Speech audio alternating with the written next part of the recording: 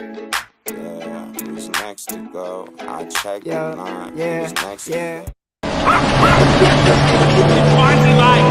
Bondzee on YouTube.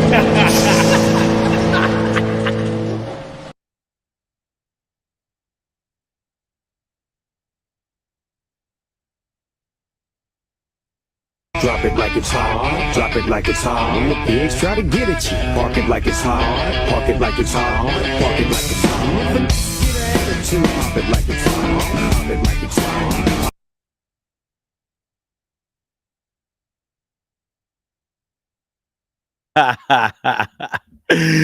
That's actual footage of me, folks, actually crashing and burning hardcore whilst trying to pick up that girl and wanting her number or Facebook information on my flight home last week.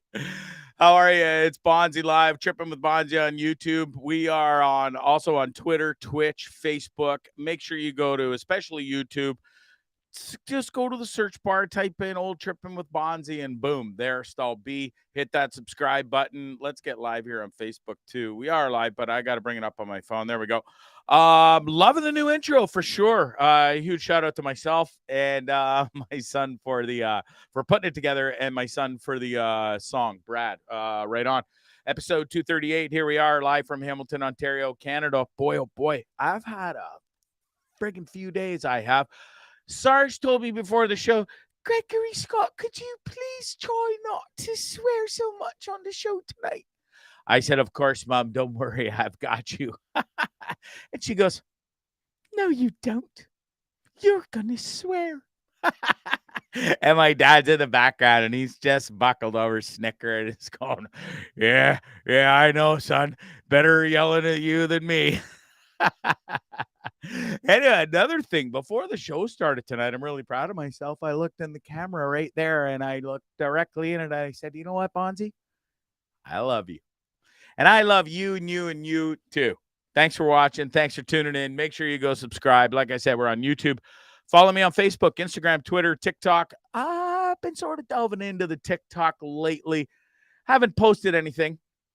I think I did post the whale shark video from when we swam with a whale shark in Nicaragua a couple of weeks ago. Easily one of the top. Gosh, I don't know. I'd have to think for a second. Where would that rank in the most amazing things I've done on this planet? I got to think it's in the top 5.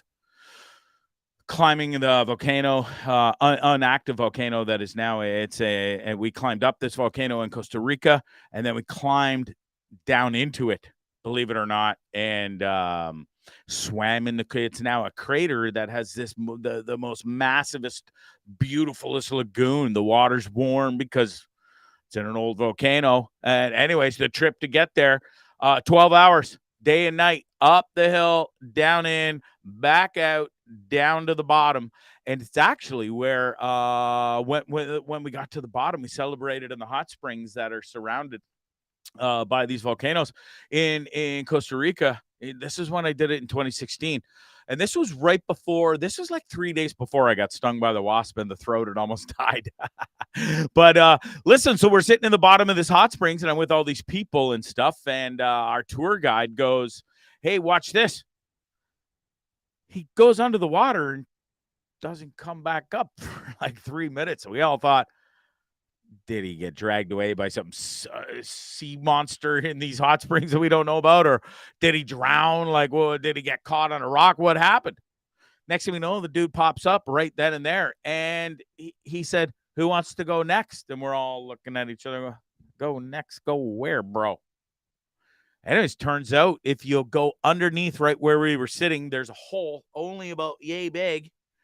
And you swim through the hole for about 5 feet until you come out the other side into an underwater cave, by golly gee, under the goddamn volcano.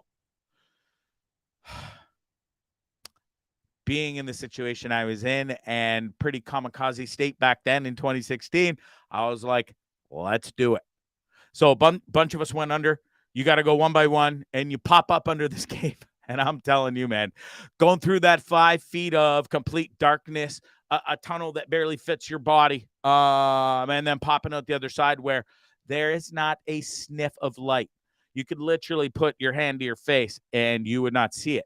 And then hearing the other voices under the water and them echoing off the caves and stuff, I didn't get freaked out. I just knew that, wow, this was really cool. Really proud of you, Bondzee, for doing this and surviving so far.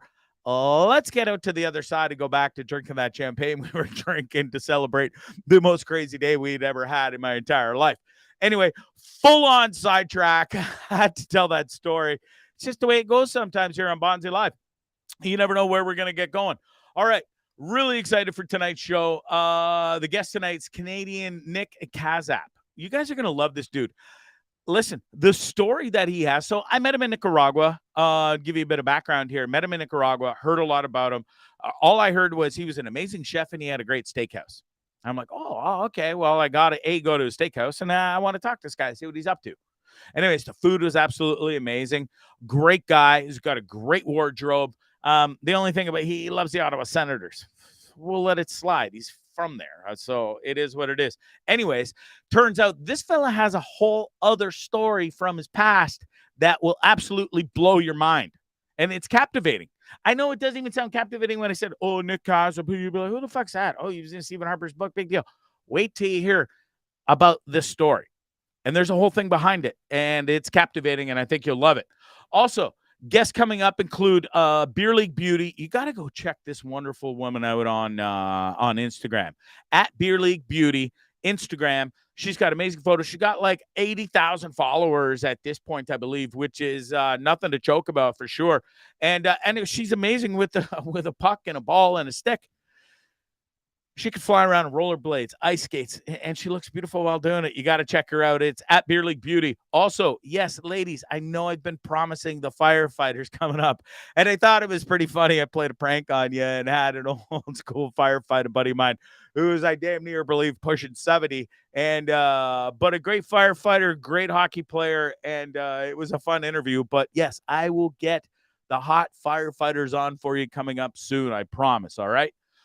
We also got a great band out of Kitchener, Ontario, Canada called the Pharaoh Minx. These guys are badass. You got to check them out. Go to YouTube, watch their videos, stream their music on all the listening services, and check them out for sure. And give them a thumbs up, subscribe to them, and I think you'll really enjoy what you see.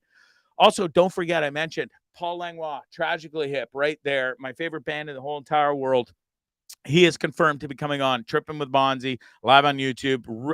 It's a dream get. It's a get inter. It's the dreamest gettest interview that there is out there. And speaking of dream things, no, I got to rephrase that. I blew it. I was trying to lead him properly and be all professional like and stuff. And again, you blew it, Bondzee. You blew it. Anyways, I was speaking to guests, and a guest that I've been trying to get for a while. I love this musician. She's not super famous or anything, but she's called Billy the Kid.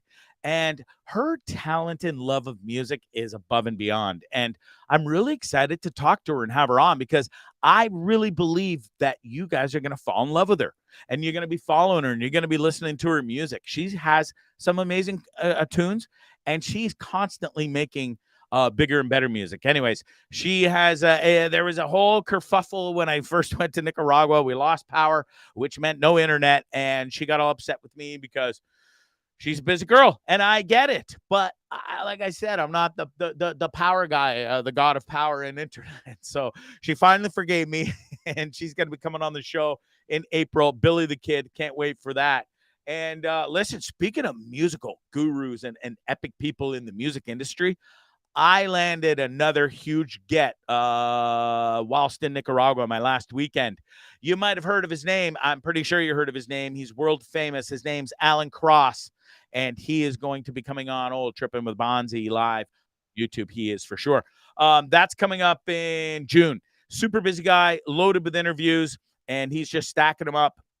And he said he'd love to come on, and he promised to come on in June, like I said. All right. Listen, I got so many great comments about I showed my hip tattoo. I got the new one there with the diver and the killer whale. It all goes back to Tragically Hip way back in the day. New Orleans is sinking live at the Roxy. Gordy pulls out this most amazing thing. Listen, I even got a shout out from the hip about the tattoo. I can't remember if I mentioned it last show. I don't think I did because I was so excited and shot out of a cannon about telling the the airplane girl story, dear old Sarah, which I'm going to get to in a minute. I'm going to give you guys an update on Sarah from the plane in a minute. And but listen, I was so excited, and I'm not sure if I took down the picture already, which and I forgot to put it back up. But the Tragically Hip sent me a message on Twitter and said, "Love the new ink. Thanks for the support all the way along." And that was amazing to get from the band I've loved since I was a wee last teenager, if you will, back in 1987.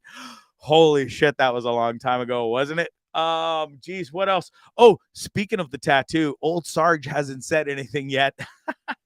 Mind you, I'm back in Canada where it's goddamn freezing, and I was in Nicaragua for 7 weeks, and I come back here, and I just simply don't like the cold, and it's been pretty fucking cold here. I'm not gonna lie. I don't like it, so I've had hoodies on, but I haven't got the old Gregory Scott, I thought I told you that I didn't want you to get any more tattoos.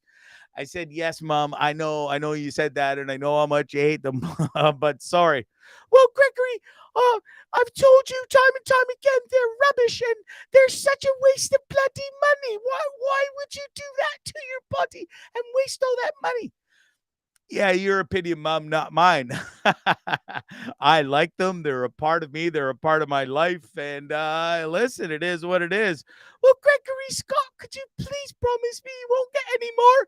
Yeah, Mom, I promise. I promise. No problem. And she just shakes her head. You're lying to me right now, aren't you? Yes, Mom. Yes, Mom, I am. Because I'm probably still going to get more before the time I'm even 50, which is coming up this September, which is even crazy to think right now. Anyways, I love you, Sarge. Oh, I even asked her, I said, well, Mom, what would happen if I got like a big old heart and I love Mom/Sarge tattoo? Gregory Scott, I would hate it still.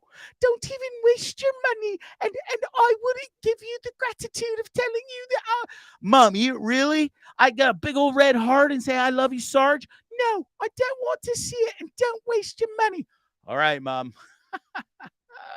God bless her. I love her. Oh, speaking of Sarge, I brought up the whole let's do the bacon show, Mom, because Sarge is a huge baker. She's not much into the cooking. That's Dad's job, but Sarge loves to bake. And I thought, wow, it would be such an amazing show. I'd get super high as balls. I don't think I've tried to get Sarge to smoke weed or eat some edibles and stuff, and she just won't do it. So pretty sure we're not going to get Sarge stoned or drunk. She hasn't drank a sip of alcohol since today. She found out she was pregnant with me. But I think it would be great to do a baking show, Baked with Sarge. I've got the title. I've got the photo ready to go. Oh, I think it would be absolutely amazingly comical. And this time when I brought it up is the first time that she never scoffed at it. I know. I think it would be a huge hit for sure. All right. God damn it. I've been rambling for 13 minutes. I haven't even got to the sponsors yet. Listen, I'm super thankful for these guys. The show wouldn't be what it is without them. I appreciate their support. It's Carefree Camping Rentals, folks. You always wanted to go camping. You like real camping. You want the tents, the chairs, the axe, the whole 9 yards, like the real stuff. You don't have it all. You can't afford it all. Or maybe you just are only going to go once or twice a year. Well, listen, this place has got you taken care of. They can absolutely get you everything, right down to the marshmallow sticks. You got to get your own marshmallows, you cheap bastard, all right? But other than that, this could be you sitting around your tent on a lake with your family. Just hit them up. It's Carefree Camping Rentals. They're online, www.carefreecampingrentals.com, or you can email them at the same thing, carefreecampingrentals@gmail.com. All right. The show is also brought to you by my son's clothing line, Don't Trip, You're Fine. You got to check this clothing line out. Hit him up on Instagram. You can get these amazing hoodies. He's got toques. He's got T-shirts. He's got stickers. He's got it all, folks. It's this kid's a major entrepreneur, and I'm loving where he's going. And so it's Don't Trip, You're Fine. Check him out on Instagram. And yeah, that's it. That's all for the sponsors. Let's get into this. We got about it's 9:15 now, man. Time is just a flying, isn't it? Lise, well, okay, well, geez, I'll save the stories for after the interview because I got to get to this interview. I'm excited to talk to him. I sort of let him down, and I'm going to apologize for that in a second. Let me scroll to my notes to get to the interview. And listen, folks, stick around after the interview because I do have a couple of great stories. This dude stuck out at sea for 24 days in a sailboat that didn't have a working engine, did not have working radio, and had a bottle of ketchup that saved this mofo's ass. It did. And also, the other story I got is what else? I forget what the other story was. I'm trying to find it here. Oh, it's before. It's the guy that guy's camping with his dude in the forest in Florida, and all of a sudden they open their tents, surrounded by gators. And I'm not talking 3 or 4 gators. I'm talking a plethora. And if you know what a plethora is, it's a lot. Anyways, those great stories coming up after this interview. But without further ado, I got to get to... Oh, wait. I hate to bring them on before because I want to roll right into it. I need my notes because it's super important. Listen, I'm still on a bit of jet lag and madness and upsetness in my head because of blowing it, completely ruining it with the girl. Oh yeah, I got to bring that up real quick before I get to Nick. 1 minute, Nick. So here's the quick update on the girl on the plane. Sadly, it's bad news. Crickets on all fronts. Haven't heard a lick from her. She hasn't seen it. Maybe she's seen it, but she didn't comment. Maybe she hasn't seen it yet, but she will. But all I know is this. I think once she sees it, she's going to go, there's my sweet love, Bondzee. I fell in love with you at first sight, and that's why I had to talk to you first. And I know this is coming, folks. It is sorry, I'm doing 3 things at once here. But listen, it's going to be, I think I've debated because people have asked me or sent me things. Thank you for all the messages and kind messages and phone calls about this that people sent me after the show. They're like, Bondzee, you're so funny. You made me laugh about that. I really hope you get to meet this girl. Listen, there's 2 options people sent me. One is grab a huge, massive bouquet of flowers and go down to said Bay and Front Streets where she lives. And I know her apartment number, but I don't know which. There's a plethora of Bay and Front condominiums right all around there. I don't know which one's hers. So what am I supposed to go around and bribe each fucking door security man to, oh, here's a bouquet of flowers for Sarah, because that's all I know her by. And I'm pretty sure she lives in apartment blah, blah, blah. I don't want to give it out anymore. I already said it last show. And hope the guy doesn't look at me like some total pure creeper. I'll just tell him the truth of the story and we'll move on. Hopefully he takes the bait. But that seems sort of weird and creepy to me. Or the other option is just let it go, and hopefully she answers me or sees the show because she knows the name of my podcast and she said she was going to check it out. And I put as one of the titles so she'd see it when she saw Trippin With Bondzee shows that the airplane girl story. So we'll see what happens. All right. So no, I haven't heard from her. Yes, I hope to hear from her. No, I don't think I'm going to go and buy a bouquet of flowers and go and search her. I just think that's too creepy. Am I wrong? Let me know in the messages. I'd love to hear your thoughts. Anyways, let's get to our guest tonight. Without further ado, he's been waiting patiently here for a few minutes. Nick Kaszap, how are you, buddy? Thanks for taking the time to join me on Trippin With Bondzee on YouTube. Good. Yourself, Greg? Yeah, well, listen, I'm not as good as you because I'm back here in freezing cold Canada where you're originally from, so you know the pain and suffering that I'm going through. And you're down in beautiful Nicaragua, and we're going to get to it later in the interview of how you ended up down there and what you're up to and stuff.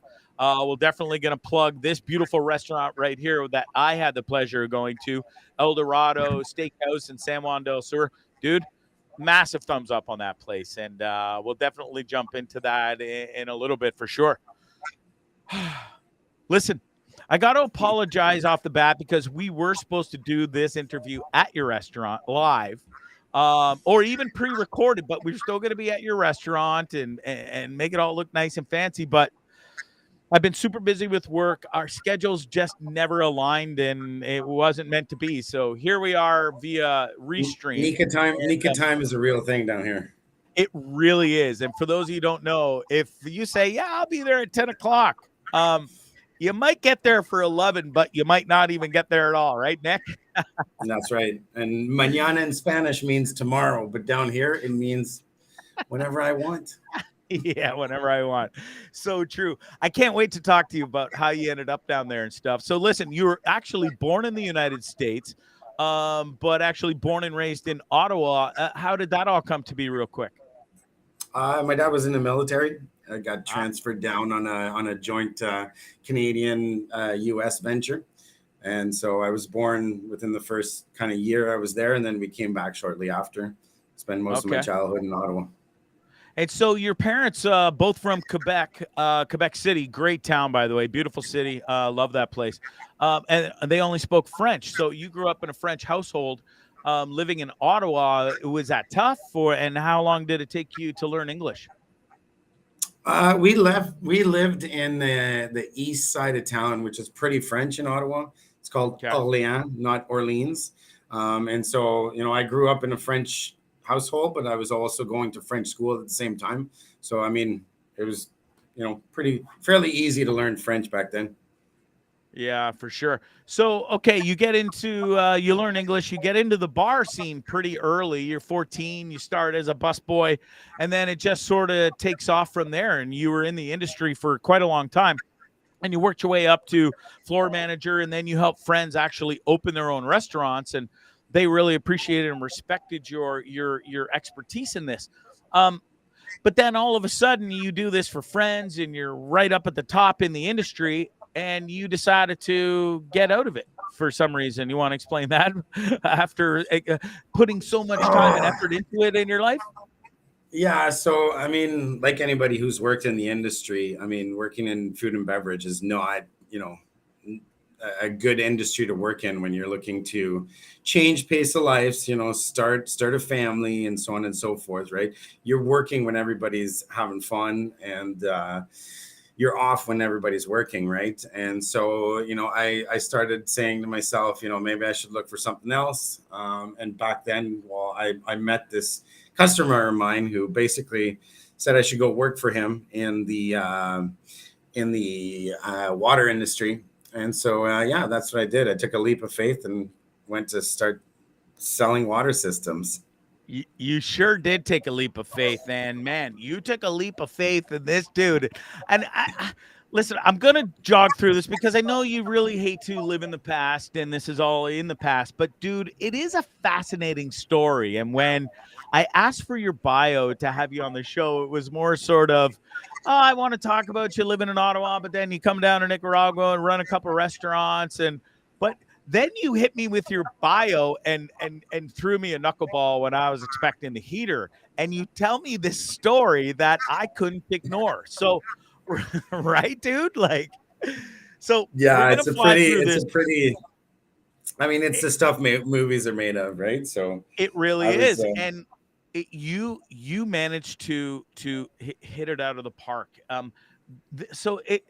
I'll get through this as quick as possible because I know you don't want to spend too much time on it, and I want to promote the restaurant and everything. But so you hook up with this water filtration business, dude, and within 4 months of you working there, this guy overdoses on drugs. He had a drug problem apparently, and then goes MIA for a period of time. What was going through your mind?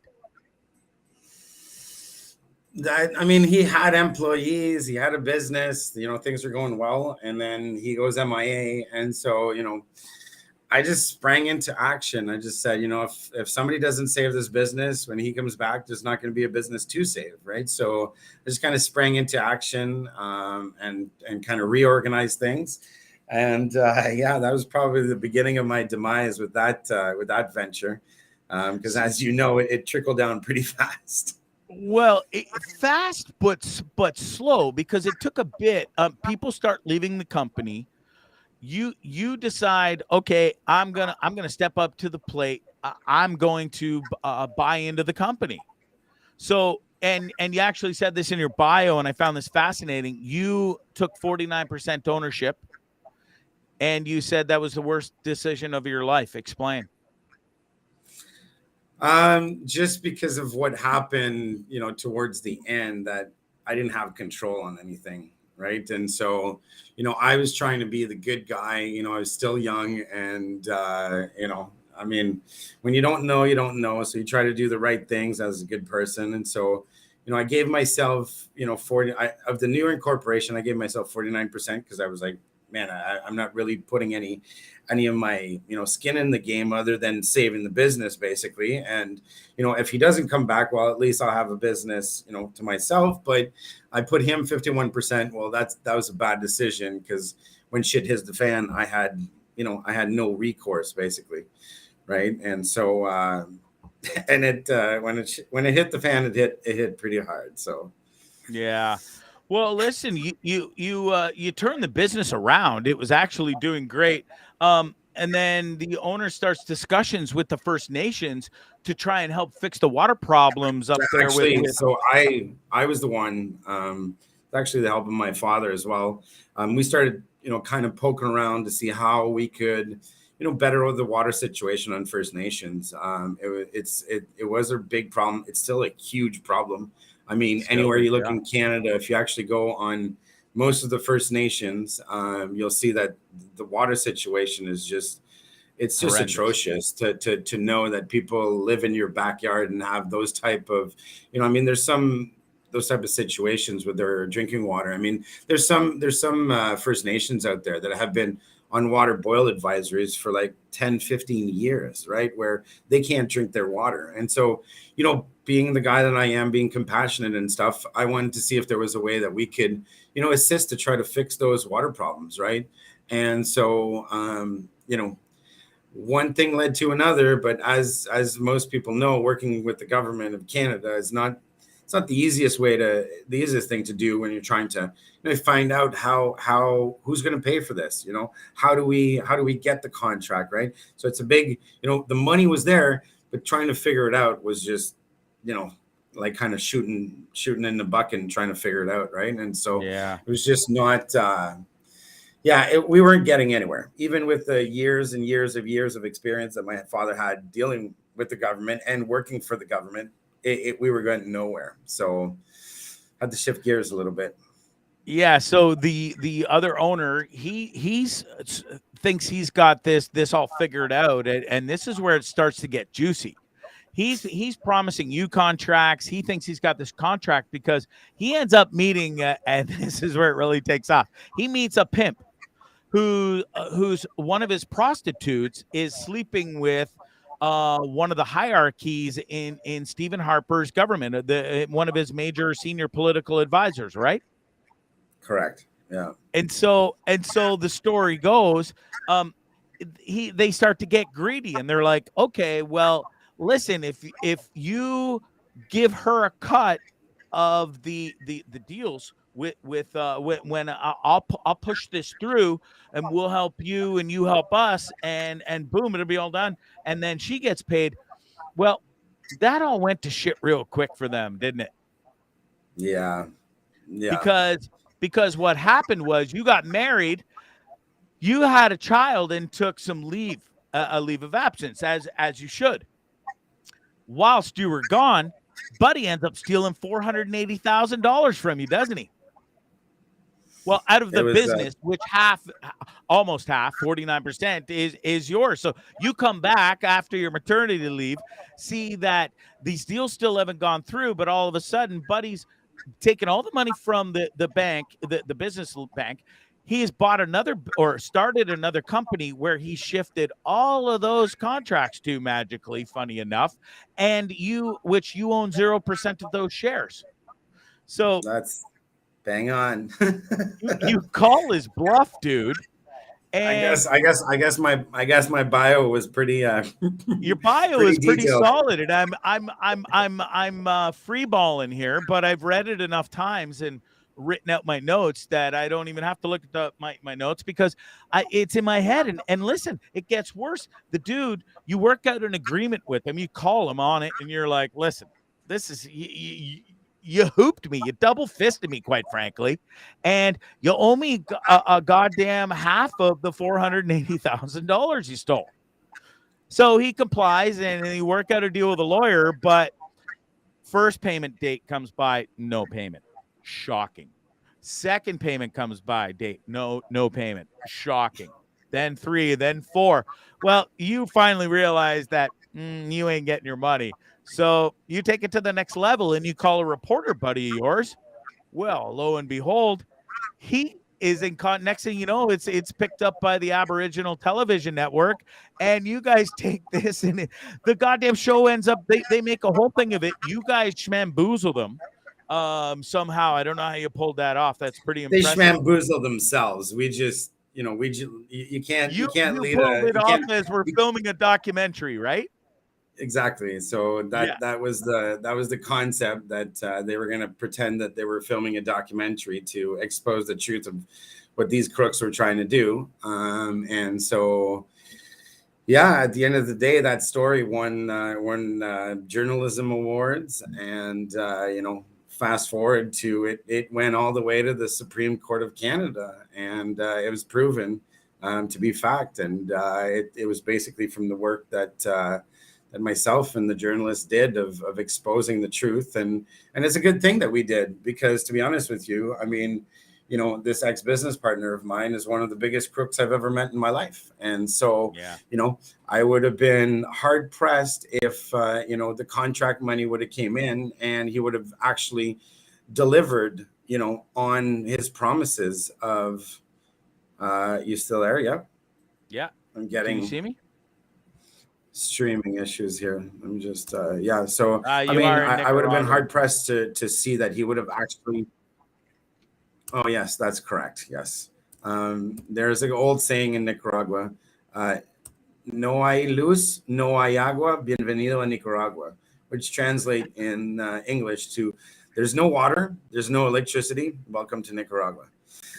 And so he wouldn't have supplied what would have been promised and paid for by Canadian taxpayers, and it could have gone pretty far before it would have been stopped. I mean, if you read some of the articles out there, you'll know that I was told about a cabinet shuffle before the cabinet shuffle even happened. Right, which is going to bring that up. A big, that's big mind no numbing. Yeah. That's my just goes to show you the power of the pussy, Nick? Not to be rude, but it really is. This guy high up in the cabinet of Stephen Harper's senior advisory, this dude was a shady character. He been in politics to Mulroney back in the day, right? And so he had been around for a very long time and knew the ins and outs. And sometimes you think that it's not who you know, but well, you ended up bringing the prostitute down, the pimp down, your shady ex-business partner down, and that shady senior political advisor down, all in one foul swoop. In fact, it got so bad that you actually, when this broke and that story broke and started winning awards, there was an immediate election called. Oh, we might have lost Nick. He's on a one bar down there in old Nicaragua right now. Folks, this is what happens sometimes when you interview people in Nicaragua, and this is what happens when I was doing my shows in Nicaragua. It's hit and miss. It's paradise down there for sure. Oh, I think we got him back here. There we go. We got you back. Yeah, sorry about that. Once again, yeah, no worries. Listen, streaming. The people that watch this show understand the trials and tribulations of Bondzee's network and internet nightmare from doing the show so many times. So yeah, like I was saying, it's oftentimes they say, "Oh, I think we got a lag." I got you. Can you hear me now? Yep. Okay. So sometimes people say it's not who you know, it's what you know. Well, I got a good dose of who you know makes a difference when it came to that specific situation back in the old days. And I was happy that I was able to stop something that could have been just a shit show and just a useless use of taxpayer money, and that it would have been done for the wrong reasons. We were trying to do it for the right reasons, to give First Nations good water. And when that took a turn for the South, and this guy didn't care about anybody, including his business partner that saved his business for him and wasn't paying me, then I said, you know what, I'm gonna take my matters into my own hands. And so Nick, what do you think would have happened if he had paid you the half that he owed you or whatever from when he stole it from you while you were on maternity? Would things turned out differently 100%, you think? Deep down inside, Bondzee, I knew he wasn't going to pay me.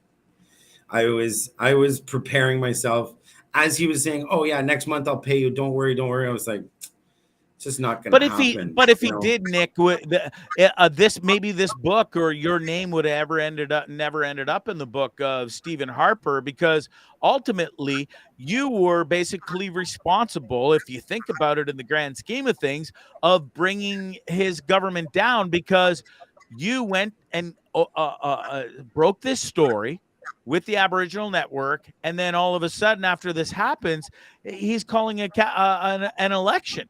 And then he loses. So basically, he actually won. Actually, no, he won. Sorry? So he actually went from a minority government, and then the House called an election, and the Canadian people voted him as a majority government back in.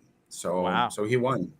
And I gotta put a disclaimer on here. Like I was not do any of this to badly influence anything other than to stop what my ex-business partner was doing, right? So it wasn't anything like, oh, malicious, so I want to take the government down. That was the least of what I was thinking. I really wanted for my business partner to get a taste of his own medicine and make sure that he was stopped before he just took more people's money and did whatever he want with it, right? And so the First Nations need good water, but he wasn't the guy to make that happen. So I put a stop to it. That was good it for you. in a nutshell. Right. What transpired from it was bigger than I had ever imagined that it would be. Well, for sure, because you end up in this book, Party of One, Stephen Harper and Canada's Radical Makeover. Were you blown away when you find out that your name's in this book and you're mentioned in the whole story? It must have been mind-numbing, dude. Yeah, when I mean, if you followed the story like we did, it was literally like a week and a half of like first page headlines, because they were so much stuff, and then it was followed up with the videos that they had took for the documentary and this and that. It was just like every day it was one thing after the next, and it was like I went into hiding. I think my wife and we like took a plane out east, in New Brunswick or something like that, and we just hid out for a while. We just didn't want to be anywhere near it, and they went strong. And they went, the two of them, the two that were in that story were that wrote that story and that were on top of it. They won awards. They won journalism awards for investigative journalism, and it was provided on a silver platter by somebody who wanted to stop it from happening. So, yeah. Yeah. Well, listen, good for you for not only sticking up for yourself, but then really sticking it to the man, because you not only took down the pimp, the hooker, and the senior advisor, you almost took down Harper, but he did win again. I got my facts mixed up a little bit, but listen, you stuck up for yourself and you really won. And that's something to be commended for sure. And I really appreciate you talking about that whole story. I know it's something you want to sort of let go. So let's sort of leap forward up. But before we do, our mutual buddy's watching. He said, "What's up, fuckers?" And he's going to get a tongue lashing from old Sarge, me mummy is, because she don't like swearing. So Gregory's in big trouble. Yeah. So listen, the guy sells a bar in Nicaragua, and all of a sudden he thinks he's the king of the town or something. Like, why? Well, I don't know how you can be the king of the town when you never leave your castle up at the top of the mountain. Yeah, exactly. And actually, he's more like a prince, because his queen makes all the decisions. So that's You're damn right, and she's the only one that works. That definitely makes. I'm just joking, Gregory. They're gonna get one for that. So listen, hi, Greg. Oh, there's another Greg. We are surrounded by Gregs tonight. Masili's joining in from Nicaragua too. He said the another same. one. Yeah, boy, you can't get away from us, can you, bud? Geez, 3 Gregs for the price of 1. Wow. That's right. And Gregory Dean says your kids are all full of sugar, Nick. Have fun. So I don't know if they're babysitting right now. So let's jump into this whole Nicaragua thing. Okay, COVID hits. You've been through this whole crazy thing. You started a family. You got married. You started a family.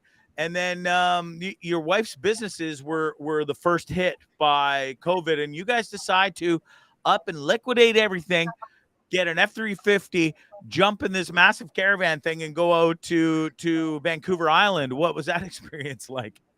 4 kids, right? You did that with? 4 kids and a nanny. Yeah, so we have had nannies for quite some time, basically everything ever since kind of my second child was born. And we had Vernice, amazing person. And we didn't want to let her go. So we asked her what she wanted to do, if she wanted to come with us or if she wanted to stay behind and look for another job, and she decided to come with us. So the 7 of us headed out in a 6-passenger F-350 and a 40-foot fifth wheel, and we left October 23rd, and we made our way slowly towards Vancouver Island, stopping in random Airbnbs and meeting really cool people along the way. And back then it was 100% no traveling for work. So it was work from home. So I just brought my home with me. And so we just went out and trekked the country and, saw some friends and family along the way. And then we got to Vancouver Island and we basically did all of Vancouver Island. We stayed 1 month in Campbell River. We stayed 1 month in Nanaimo, 1 month in Tofino. Then we went up to Port McNeil for a month. So we basically trekked the whole island. We went to stay in different Airbnbs, Lake Victoria and stuff like that. And it was a beautiful trip. It was amazing. I spent tons of time with my family, having, breakfast every morning, lunch, dinner, just relaxing and just having a good time. It was special. It was a very, very special trip, and I wouldn't trade that trip for anything. And so there's a lot of people that, that stayed at home and bitched and complained about COVID. And when you do that, you got to choose your own destiny. And so, you can roll with the punches, and that's what we did. We rolled with the punches. We were just like, you know what? Let's just change the pace of life, and that's what we did. And it was absolutely beautiful. I saw my kids, like every day for almost 5 months, and it was awesome. Pretty special because not too many people get to do that, right? And so you could take the good with the bad, or the bad with the good, or you can make the bad good, or you can make the bad bad. And listen, you did what you did, and I ended up selling my house, buying a bus, and traveled the United States for a year, sort of doing what you guys did. But I just did it with my dog and not 4 kids and a nanny.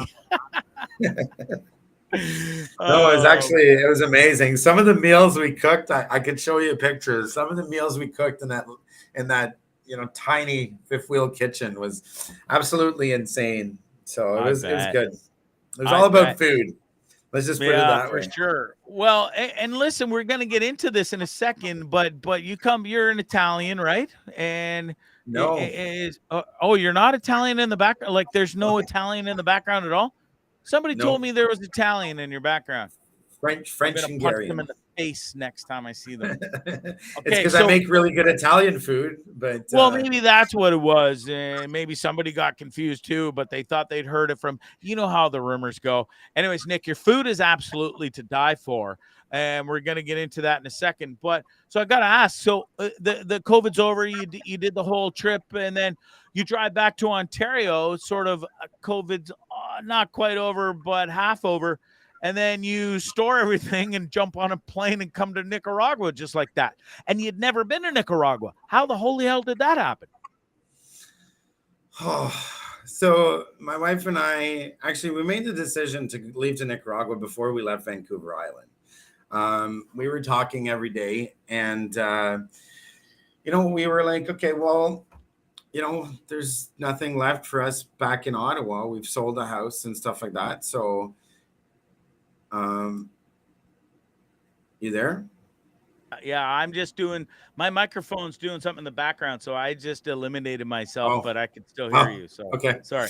Yeah, so we started talking to each other and started figuring out, well, if we don't want to be in Ottawa, where do we want to be, right? And so we started, kind of looking at different places. I already spoke Spanish at that point. I learned Spanish when I was 18.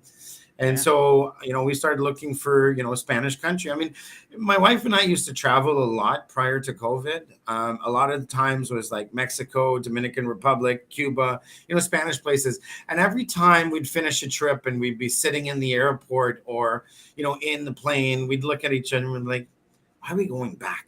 Right? It used to be a common theme when we used to travel. And so, we started saying, well, what if we went to go live in a Spanish country and summer year round, right? And so we started looking at schools, we started looking at cost of living, we started looking at countries that, pardon my French, but didn't give a shit about COVID lockdowns and stuff like that. And Nicaragua came at the top of that list. And so we were like, you know what?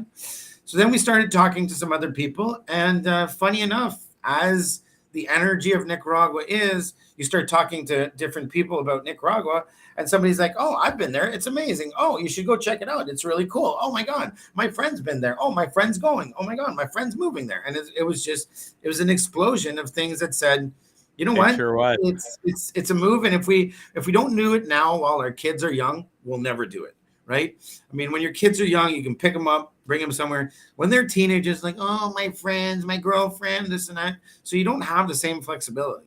So we just took advantage of that and then went back to Ottawa, stored everything, and then said bye to the family and took off. Good for you.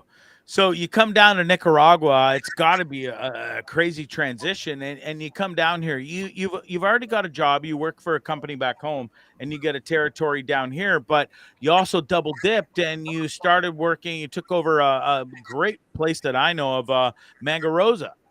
And I think there was you and some business partners took over Mango Rosa and made it into, unfortunately, that's what the year I was touring around the States. And it was the only year I missed coming to Nicaragua. And, but so you took over this place, Mango Rosa and stuff, and it was going great. And then all of a sudden it didn't sort of work out so well, did it? Yeah. So basically, I went down to Nicaragua with a couple of friends of ours, and I was employed, but my wife had nothing really to do down here, and so did they. They were just kind of twiddling their thumbs, and so at nighttime we started talking about what are some of the things that they could do to get some income down here, and so we started having discussions, and I mean we were all living on this same resort. Hola, Colin. That's Colin. Yeah, hola, Colin. Good luck with the teeth surgery tomorrow. So we started. I mean, we were all living on this resort where there was kind of an empty restaurant bar, and so we started talking at night and on weekends about what we could do. And so the idea popped up that maybe we should, as a crew, take over the restaurant. And so that's what we did. We, I put the menu together and let them kind of run with it and stuff like that. And I mean, there was a team of Nicas already in place, so it's not like we were in there, handling everything. Right. I mean, there was a chef, there was, bartenders. So it's kind of overseeing the situation and showing them, the tricks of the trade and how to do things properly. And so, and so it just evolved from there. And then, it kind of grew to the point where it kind of took over the resort, and the homeowners of the resort, weren't happy with that. And so they decided to not renew the lease of the restaurant. And so, we had to, at that point we had, I think 6 or 7 employees at that point, working for the team. And so, from my perspective, it was like, okay, well, what's going to happen? We just close up shop, and my wife and the team. It's disappointing, Nick? Because you come down there, you really did take all. Like I heard nothing, but I've been going down there a long time, and I'd heard nothing but amazing things about you guys taking over this. But yes, in that community where you took over the restaurant, there is people that live there full time. But yeah, I would have thought they would have welcomed what you guys did because you really did do it well. That must have been really disappointing, yeah? It was in a certain sense, of course, but also, I mean, our success was the problem. So it's, you know, to be successful and to the point that it becomes a problem, it's not a bad thing to put on your shoulders, right? To say, hey, you know, I mean, because I mean, you know where Mango Rosa is? It's like, you know, 20 minutes out of town, you know, on a very bad road, you know, and we opened right before rainy season, right before the election, and everybody basically was betting against us. Everybody was like, yeah, well, you know, they're gonna fail, but we're gonna have a good restaurant on our resort. And that's not what happened, right? The team didn't fail. We surpassed expectations to the point where, I mean, people were eating steak standing up. Like, it was so busy at the end, right? Wow. And so that's not a bad thing to have, right? Like, I mean, and people are like, well, how are you going to compete on a Friday with Machete down the street?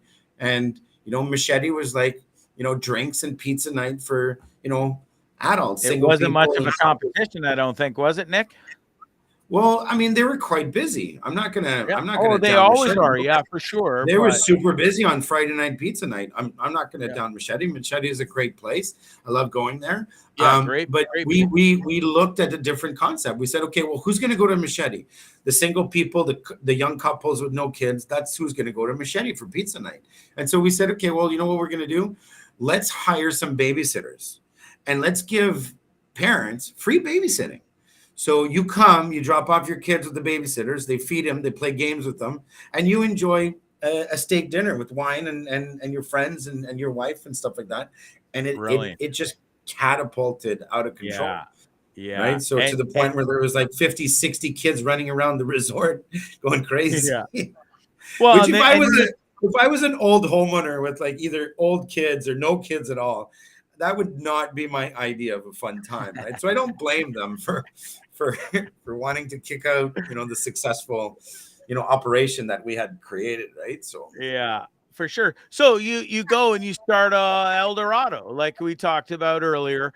And listen, it's funny because when I first, I hadn't even met you yet, but I got this impression I had of you, Nick, was that you were this world famous Canadian chef from Canada that moved to Nicaragua and opened I knew Mango Rosa and then El Dorado. And it turns out when we actually met and got talking and stuff, and I wanted to have you on the show, you're like, bro, I was never been a chef until I got here to Nicaragua. Which I found hilarious because, dude, what you have done between Mango Rosa, putting the menu together, teaching them how to cook, and then El Dorado with the steakhouse. I mean, dude, you have really exceeded expectations. I mean, even these pictures don't lie. I mean, this is your food. This is El Dorado Rib Fest. You know, we've also got like that, whatever that is, that big old beef rib bone. Like, that looks to die for, my friend. Oh, yeah, that's going on the next menu.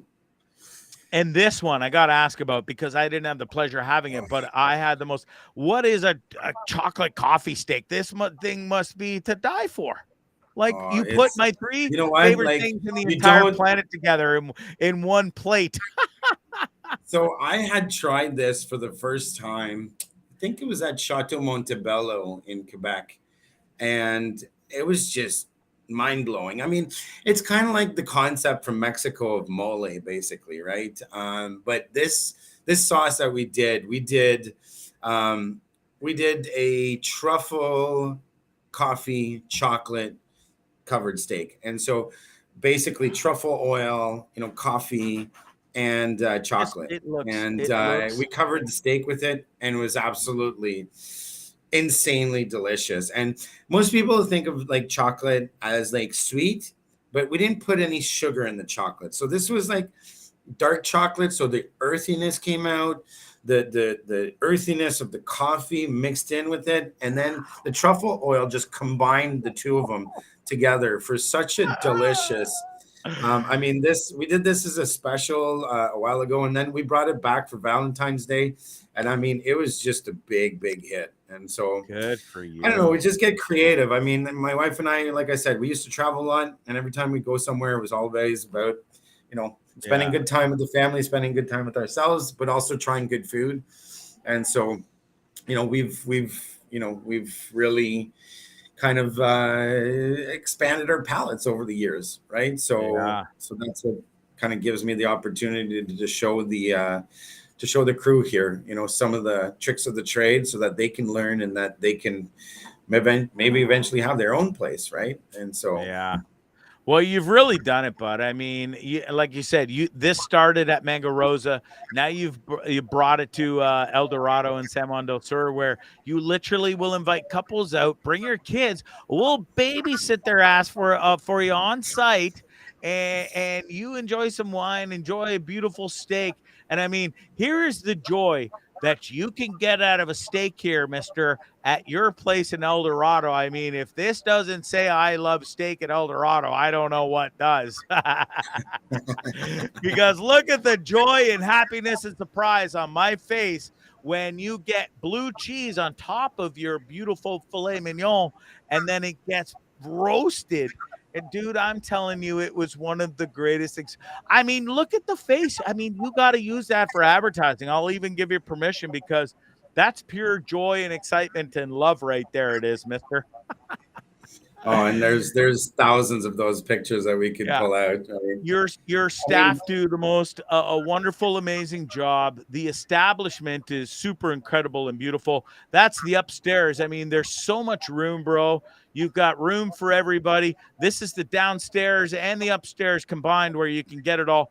The bar in the background. There's so much seating. And then, folks, if you really wanted to, you can go have a nice meal around the beautiful pool too that you guys got set up there. So, listen, you've really done something special down there, man. And was it after Mango Rosa sort of broke down and stuff? How long was it before El Dorado, and were you worried, or it was just we'll So figure it out? we moved in January 1st of last year, and then I mean, I'm busy with work, right? Like, I have a day job, right? And so I have to travel with that. So I had to kind of work around that. So it wasn't, a quick transition. At Mango Rosa, everything was basically set up. It was just a matter of kind of writing the menu, training the staff on nights and weekends, and then kind of letting, the team kind of supervise everything, right? But here it was more of okay, well, there's renovations that need to be done. And, it was a slow pace, because I'm, busy during the day, right? I can't be working at this with my wife. I mean, I let my wife handle a lot of stuff. And you got 4 kids, bro. Lest anybody forget that. Yeah, 4 boys, Yeah. right? So Yeah. we renovated and took our time, and so our big opening was May 21st last year. Yeah. Well, listen, man, the place is absolutely fantastic. I love going there. It was such a great experience for me. I was there twice while I was there. And the one time I remember, I don't have the picture up anymore, but I spent 5.5 hours in the hospital on a Friday night after getting stung right in the bottom of my lip. I did, pumped full of drugs, and still managed to come out to the Greg's birthday party with my lip out to here, my tongue swollen. It sounded like that's when I told you that Botox wasn't for you, Bondzee. Yeah, and I'll never forget that. It was so funny. But listen, dude, all jokes aside, I love your restaurant. I love what you've done with it. I mean, the ribs there to die for. You've got this plate coming back soon. And listen, this one right here takes the cake. A chocolate coffee steak put together by yours truly. I mean, it's just, I don't know how you do it, bud, but I really appreciate you coming on the show, sharing the backstory, the story of coming to Nicaragua. Oh, before I let you go, though, I got to ask, your wife and the 4 boys, maybe the 4 boys are a little cooler and chiller with this, but there's big ass snakes and scorpions and big ass spiders in Nicaragua, and you've lived there full time for a minute now. How's the wife and the boys deal with that, and yourself? They're doing okay. I mean, we've found tons of stuff, especially on this property. We're at 2 of the coral snakes so far. We have a pet. We have a pet scorpion that we go and check out every now and then. Oh, good. And then we've had tons of tarantulas. We had a pregnant scorpion once. Believe it or not, pregnant scorpions can give birth to about 3,000 scorpions. And I don't know if you know this, but when a female scorpion mates with the male scorpion, after she's done, she eats the male scorpion. And then the rumor is only the praying mantis. No, the scorpions as well. And Wow. the scorpions, the rumor is that they don't birth. The babies actually pierce a hole through their body, and then they all come out and they eat the mother. And so it's quite the place. What a But wonder. I mean, you don't walk bare feet at night. That's rule number 1. Because all these critters come out at night, so you don't walk bare feet at night. And then you let your staff, kill the snakes and let you know if there's a danger out there, right? So my kids love it. My 3-year-old is perfectly bilingual now. My 3-year-old is doing amazing. And my 2 older kids, they understand all, but they're just lazy and don't speak Spanish. So wow. Well, listen, you've really done it, man. I'm so proud of you. I'm super proud of you for having the cojones, because I couldn't even go out and ask a goddamn girl for fucking phone number on a plane or Facebook information. And you're out here taking down the goddamn government, one person at a time, and get your name in Stephen Harper's book, for crying out loud. And then you move your whole family to Nicaragua and start this amazing steakhouse. It's El Dorado. You are Nick Kaszap, and dude, I really appreciate you coming on. It's been a pleasure for sure, man. Thanks for having me, Bondzee. When you coming 4 back down? boys, a wife, a steakhouse, and a full-time job. You, sir, are my hero. Wow. Thank you. When you coming back down to Nicaragua? Well, listen, I don't like to brag or anything, but I just came into a little bit of a money windfall, and plus I got the bus for sale. And I think with the money that I just came into, and winter's still bad here, there's a good chance I might just end up back down there if I can find a decent flight. Don't tell anybody. It's a secret. You guys didn't hear anything on there. I need my El Dorado steak with this, dude. Like, I want that look and that excitement pouring through my veins and my body again at El Dorado. Folks, you can have that. That was a surf and turf. I can see the butter poached lobster on there. Dude, it's such a good point out. It was the surf and turf. It was to die for. And gosh, that melted, roasted, dark blue cheese on top of my steak was the best ever, as you can see right there. Amazing. Well, thanks for having me on, man. Dude, it's been a pleasure to chat with you. We got all the people watching in Nicaragua, so I thank all them for tuning in for sure. Listen, I wish you all the best, you and your wife, the 4 kids. It's El Dorado Steakhouse. It's Nick. And thanks for being honest and true about the story of taking Buddy down. The riffraff down, but and ended up in Stephen Harper's book, Party of One. Go check it out. It's Nick. Our special right now, because it's mango season, we got mango fries. The only place where you can try mango fries. Wow, those sound green amazing. Mango fries. Come to El Dorado, try our mango fries, and if you mention that you saw us on Trippin With Bondzee, we'll give you a free cocktail on the house. Wow, there you go, folks. You heard it right here. Free cocktail on the house. Go to the restaurant El Dorado. Get yourself the steak or the ribs, because those look delicious too. And mention Bondzee Live Trippin With Bondzee, and you'll get a free cocktail. Oh, and Nick, I'd be remiss if I didn't ask you about the NHL. I know you're a huge Ottawa Senators fan. Are you going to make the playoffs, or are you guys going to blow it? They sold the team yet?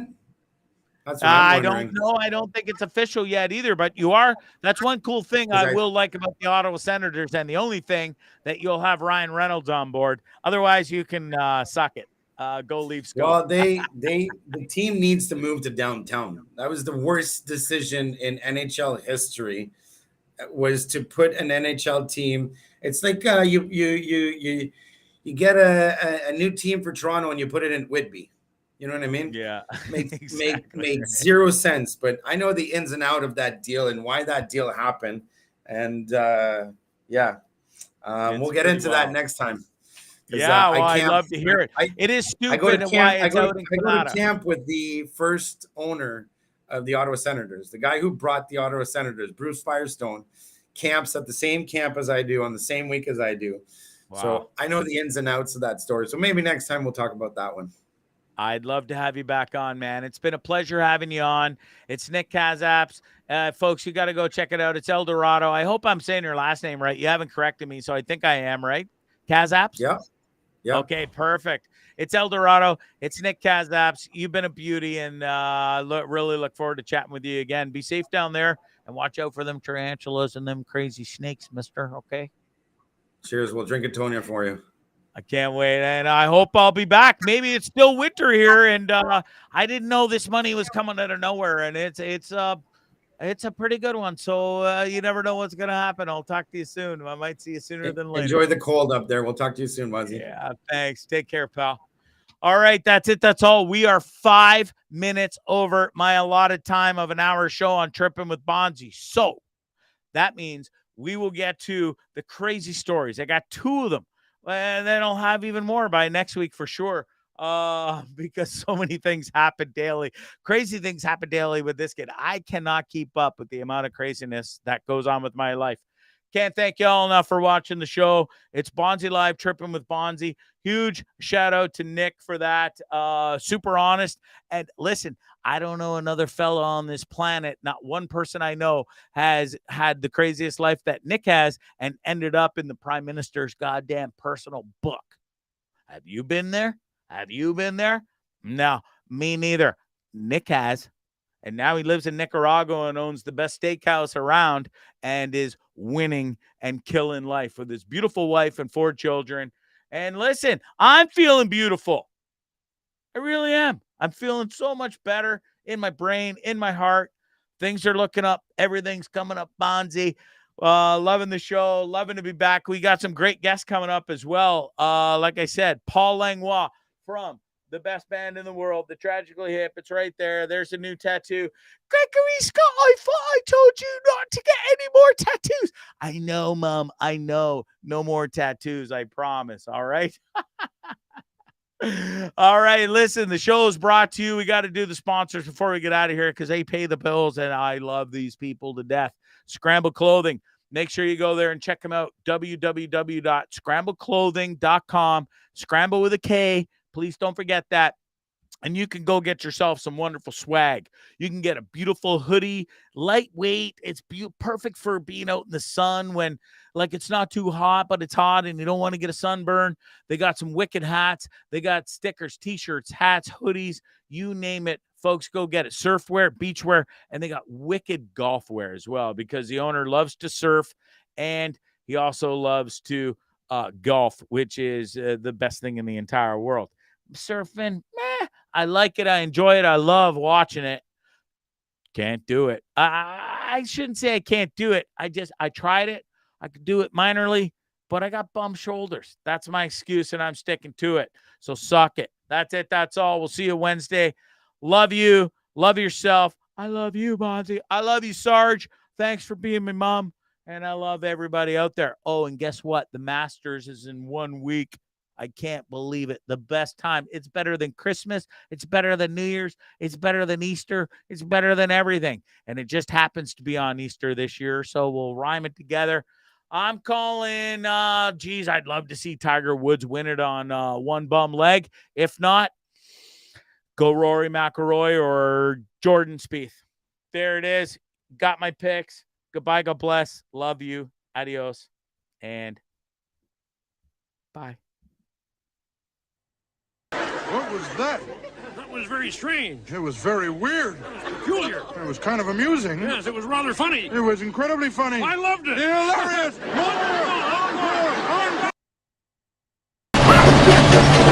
Bondzee Live.